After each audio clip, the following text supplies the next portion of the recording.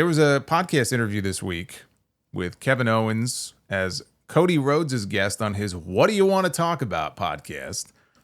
And on that show, they discussed the topic of pricing on the independent wrestling scene. And when Cody worked the independents after his WWE run as Stardust, he said that he always wanted to make sure the promoter got his money back from his appearance. Owens followed up by talking about a certain ex-WWE performer who took a very different approach. And they censored the name, so we couldn't hear who it was that he was referring to. But this is what the conversation was like. Cody said, "I agreed with your sentiment on don't rob the bank. Price yourself fairly so that you can keep going. My big thing was I would do the in-ring photos after the show. I wanted to make sure the promoter got his money back because I would be on the show with other ex-WWE guys or WWE legends. They would rob the bank. I knew that guy didn't get his money off of you." Owens responded, "I just remember specifically hearing about ex-WWE guys that overestimated their appeal just because they were coming from a WWE run. And I think, blank, couldn't hear it, is a good example. Charged insane amounts of money, which he might have gotten a couple of times at first, and now I think it's safe to say that he has not been booked very much. It might be by design, maybe he decided not to." And when he mentioned this person's name, Cody basically did a spit take, as if he agreed and knew exactly, what he was talking about. And then Owens actually brought the person up again a little bit later on. He said, "Again, I hate to bring up blank, the blanks of the world, right? They did stuff in WWE. They were popular guys at a certain level. They won some titles, everything, but their run up until when they ended up getting released and having to go on the independent scene was really nothing compared to the run that you had up to that point.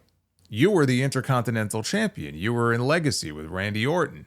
You were working Triple H and Shawn Michaels in main events of pay-per-views. You had a great run, and you still approached it with no ego, not expecting that run to do anything for you on the independent scene besides having promoters' attention. You didn't expect them to give you $3,000 a match just because you won the Intercontinental title by disaster-kicking Big Show off the apron with his foot going through a table. Amazing finish, by the way." So, obviously, people started to play the guessing game about who Kevin Owens was referring to. Who the name was, right, that got censored out of the podcast. And people started bringing up Ryback's name. Because Ryback is someone, when you think about it, Ryback would fit that bill. Had success in WWE, got to work with, main event talent, and even headlined some pay-per-views with John Cena. He left WWE, got released, whatever. And you didn't really see him blowing up the independent scene. And there were stories and rumors about what he was charging, for appearances. So Ryback picked up on this, and he wrote a very lengthy response about, his run on the independents and why he stopped taking bookings. This is what Ryback had to say. "I was made aware and saw the clip of Owens and Cody, two guys I always liked and got along with. It's clear they were referencing me, even with the name censored. For context, I was booked solid for 3 years straight after WWE. My rate was set by my then manager, Pat Buck, a promoter himself, and every promoter I worked with made money and got my full effort. Meet and greets, matches, fan time, all of it. What's often left out, I walked away from a multi-million-dollar WWE contract. I wasn't fired. I needed a 5-disc fusion and full right shoulder replacement at age 34. I was told not to wrestle again. I had nerve damage that risked paralysis if I continued. I had to stop taking bookings entirely. Why? Because my doctors told me for the stem cells to work properly, I needed to stop wrestling. I also made the choice to stay home and care for my dog Sophie, who developed severe disc disease, had multiple ruptures and surgeries, and was paralyzed twice. I refused to put her down just to keep traveling and making more money. I already had what I needed. Sophie turns 10 this November, and every second with her was worth it. I poured everything into rebuilding my health and my brand with Feed Me More Nutrition. I've had 20 stem cell procedures and was blessed to regrow all 5 discs in my back. I'm now finally close to being able to return. So yes, I do feel the comment was a low blow, especially coming from two guys I respected and spoke well of. But I'm not bitter. I've made peace with it, with WWE, and let go of the past. This isn't a storyline. It's real life, survival, growth, perspective. I wish Kevin a strong recovery, and I send both him and Cody nothing but love, health, and continued success. Now, Ryback, his post-WWE run on the independent scene lasted 2 years. It was really August of 2016 through August of 2018. He had almost 50 matches during that time, so it's not like he wrestled twice and that was it. But then Ryback followed up on Thursday night with another message. I want to clarify something from my recent post regarding the clip with Owens and Cody. After speaking with Kevin, he confirmed the person referenced in that specific comment wasn't me. My name did come up in another part of the conversation, but not in that clip. I jumped to conclusions based on the name being censored and Cody mentioning working shows with the guy.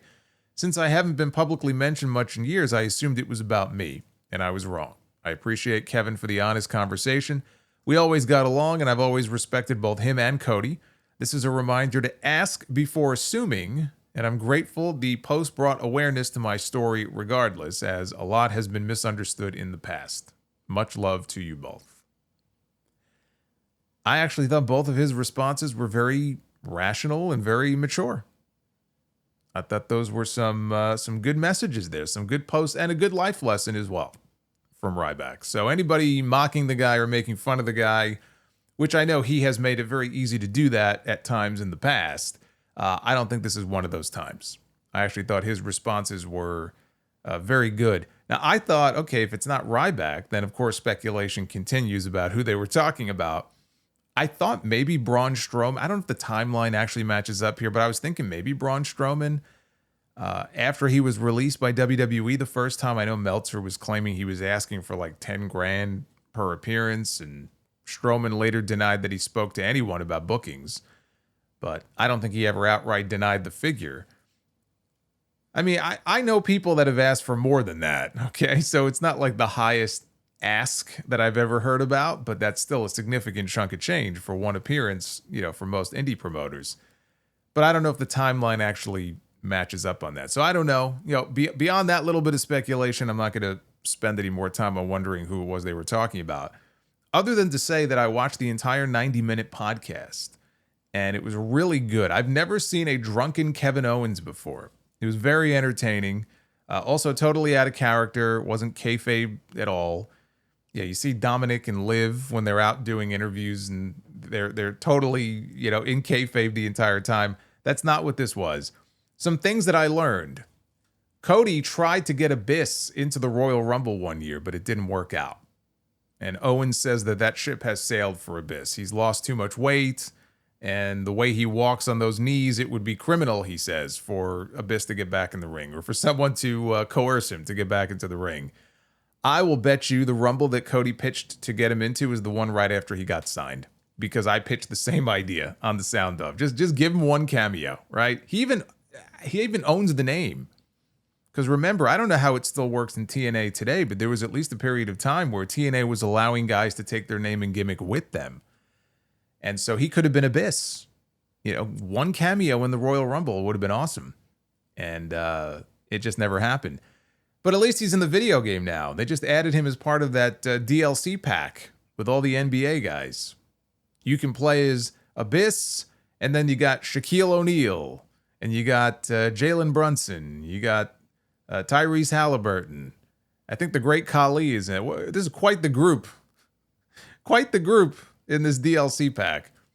But yeah, you could be Abyss in the video game. Hey, remember when we got him on SmackDown for a little bit as AJ's statistics guy?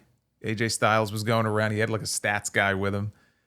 Whatever his title. Whatever they were calling him at the time. And they killed that off way too soon. I think we need Joseph Park on WWE television. That's what I think. He doesn't have to wrestle. But I was always a Park mark in TNA. I would love to see him back on TV. Anyway, we learned that Kevin Owens absolutely hates when guys use spray tanner, and he thinks Braun Breaker should be arrested for his tan.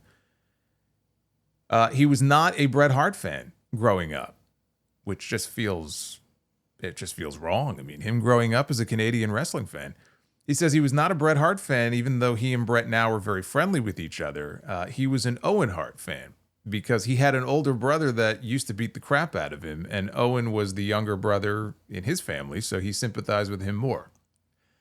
And we also learned that Jamie Noble apparently still runs an e-fed with storylines and everything. Hey, you know what? Many of us used to do that. I did for many, many years. Made some online friends that way. Apparently, Jamie Noble is still at it. The big takeaway, though, from it is that he has not had his surgery yet. So he said in the interview that up until just this past week, he was having no symptoms. And even the doctors were asking him, like, you have no symptoms whatsoever? He goes, no, I feel fine. There's no pain. There's no numbness. There's no tingling. There's nothing weird going on.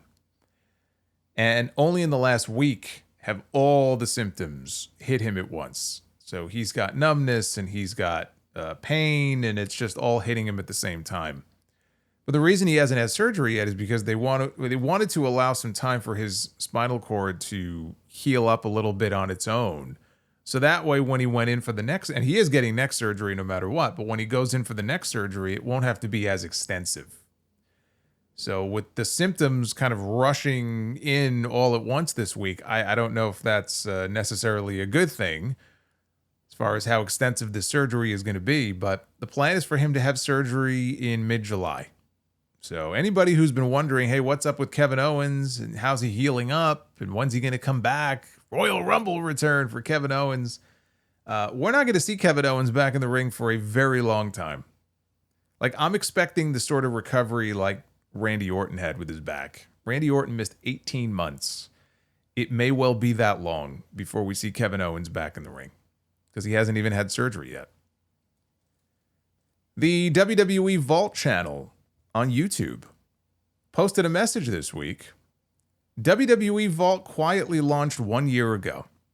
Since then, we've amassed more than 2 million subscribers and 1 billion views. Thank you, our subscribers, for your support, requests, recommendations, and when the situation calls for it, corrections.